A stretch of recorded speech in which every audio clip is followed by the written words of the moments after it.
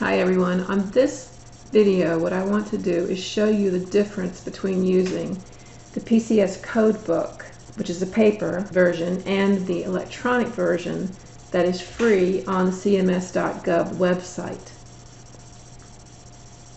The code set is the same as far as tables and index and that kind of thing, but it's the way we use them that's different. When I teach 220 and 221, the IC10CM codebook, I don't offer students that version, the electronic version. I think it's an awkward version, and I think it's difficult enough to learn to code without having to figure out how to use the electronic version. The electronic version of PCS is easier to navigate than the CM version. So I do want to give you the option of deciding if you want to buy the code book or use the free electronic version. And before you just say, well, of course I'm going to use the free electronic version, I want to just show you the difference and you can make that decision. I don't want you to get into PCS next semester. It's difficult enough without figuring out how to do things, but I want to give you the option of how to do that. I'm going to go through how to download the electronic version on the cms.gov website today. We will be coding from both the electronic version and the paper copy to show you how I would use those differently. We're going to be using exercise 2 in our HIT 231 course just for the example here, where the patient has an open reduction of a dislocation of the temporomandibular joint on the left side. That is the procedure we're going to be coding. If I'm coding this in the paper code book, I would look up in the index in the paper version, reposition, and I'll show you that in a second with the document camera. And then from there, I would find the table in which to work. When you get to this course, the root operation is the third character in a 7-character code. And it is one of the most important characters because it seems to be the more difficult one to choose. We must always follow the full definition of the root operations. And even though it talks about the reduction here, a reduction is really a repositioning of a break. So since temporomandibular joint has been dislocated, the surgeon is going to put it back in place. That would be a reposition. So reposition is the root operation. So if we go to the paper code book, we have reposition, joint, and look down to temporomandibular, and it was on the left side. So the index gives us the first 4 values or characters in a 7-character code, and it's ORSD. ORS being the table, D being the body part. So now you're going to look up the ORS table, and I want you to see here on the side where I have the different body systems tabbed.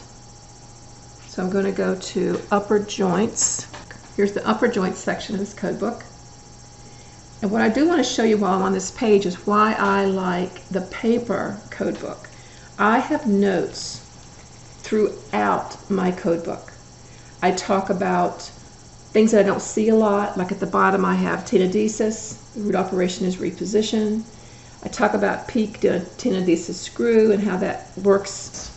I have guidelines there. I just write myself all kinds of notes as I'm coding to help me the next time find it. You wouldn't have to do that. I'm sure there's ways to look at the electronic document and add certain things on the side, or have a separate notebook where you might put things in. But anyway, this is why I like the paper version. So we're in the upper joints body system, and we're looking for the temporomandibular joint left, which is D, which you see right here is temporomandibular joint. And then it was described as an open procedure. Open here. There's no device in this procedure that's mentioned and no qualifier that's mentioned.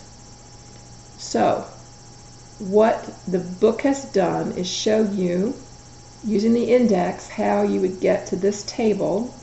So you see how the paper works. Let's go to the electronic version, and we are looking at reposition, which we determined is our, and we're going to go to the R's. From here we're going to look for reposition.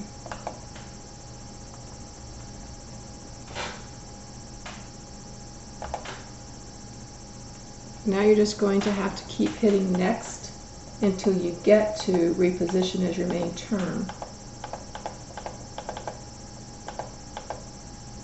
Here you go. Now here's our main term, reposition, which is the root operation. And we're going to scroll down until we get to joint.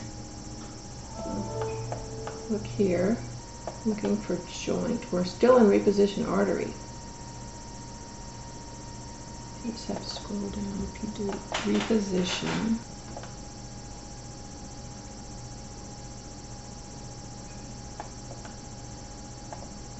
Okay. Now we're in the joint. Keep going down. And here you see we have the same table, ORSD. If we click on that, it takes us to that table, and we see the same information we saw in our paper copy, only it is now here in the electronic version. So just to show you, go down a little bit. Here's your temporomandibular joint here, D. Open approach, no device, no qualifier. Well, let me show you how we get to that electronic document. On the cms.gov website, you're going to go to Regulations and Guidance. You're going to scroll down to Administrative Simplification, click on Code Sets, scroll down, ICD-10, and then over here on the side, you're going to click on the 2020 PCS, and the downloads are available here. Now you notice they are zip files. If you do not have WinZip on your computer, I'm going to show you how you would do this. You download it, you get it down here in your download bar, click here where it says open, and see it says WinZip file, and if I do that, open, I get this telling me to buy the WinZip, which I'm not going to do. So close that. So now you go into your download folder on your computer. If both of you may know other ways to do this, please do the way that you know best.